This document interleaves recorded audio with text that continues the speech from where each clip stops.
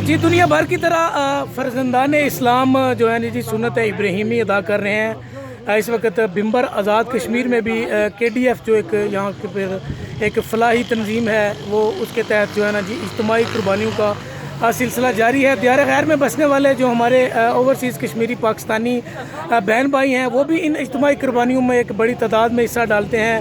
اس کے علاوہ مقامی اور گرد و نواح کے جو دیہات کے لوگ ہیں وہ بھی ان قربانیوں میں اجتماعی قربانیوں میں اپنا حصہ ڈالتے ہیں۔ 3 روز تک یہ اجتماعی قربانیوں کا سلسلہ جاری رہتا ہے۔ مزید ان قربانیوں کے بارے میں تفصیلات جانتے ہیں خالد پرویز بٹ صاحب سے۔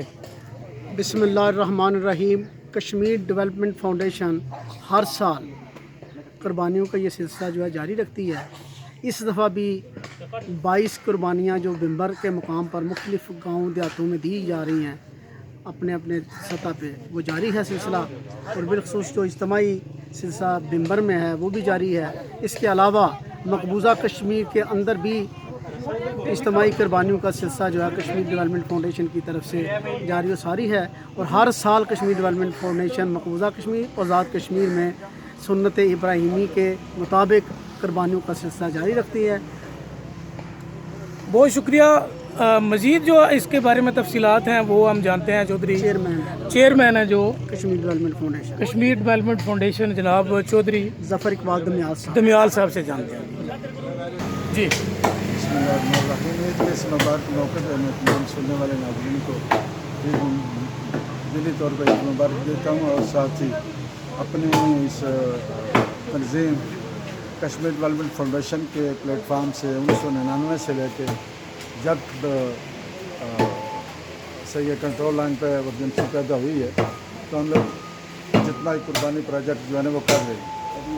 مختلف تعداد میں جانور ذبح کرتے ہیں، کبھی کم کبھی زیادہ۔ اس بار جو ہے نا وہ 23 جانوروں کی قربانی دی جا رہی ہے، جو متاثرین کنٹرول لائن کے علاوہ ضلع باغ میں اور مینڈری بکر سیکٹر ضلع پنچ میں، ضلع کوٹلی میں اور ضلع بمبر کے ریموٹ ایریا اور جو مقامی غربا و مساکین مستحق لوگوں میں یہ قربانی کا گوشت تقسیم کیا جاتا ہے۔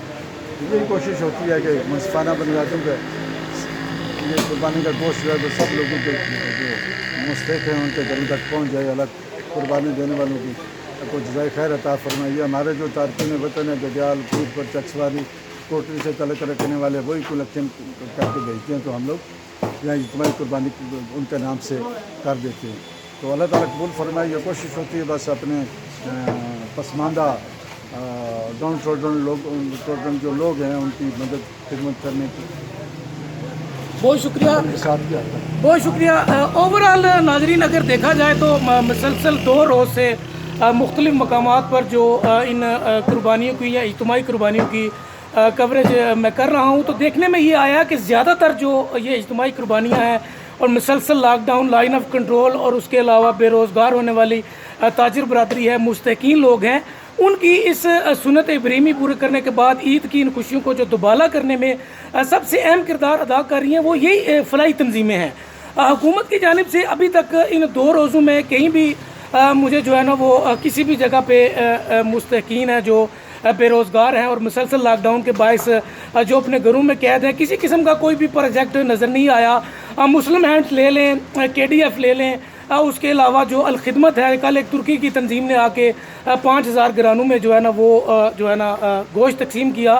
اس کے علاوہ زلزلہ زدگان میں دیکھ لیں، زلزلہ کے مکان بنائے تو وہ مسلم ہینڈ نے بنائے، واش روم بنائے تو مسلم ہینڈ نے بنائے، راشن تقسیم کیا تو بڑی تعداد میں اس لاک ڈاؤن میں جو ہے وہ ان فلاحی تنظیموں نے تقسیم کیا۔ اگر اس کے علاوہ ادویات دیکھی جائیں تو وہ اوورسیز میں بسنے والے، دیار غیر میں بسنے والے لوگوں نے بھیجے۔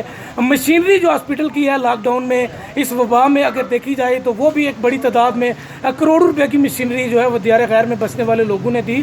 تو حکومت وقت کو سوچنا چاہیے کہ وہ اپنی اس عوام کو اس پورے ملک میں آزاد کشمیر بھر میں کیا ریلیف دے رہے ہیں، ان کے لیے یہ ایک لمحہ فکریہ ہے۔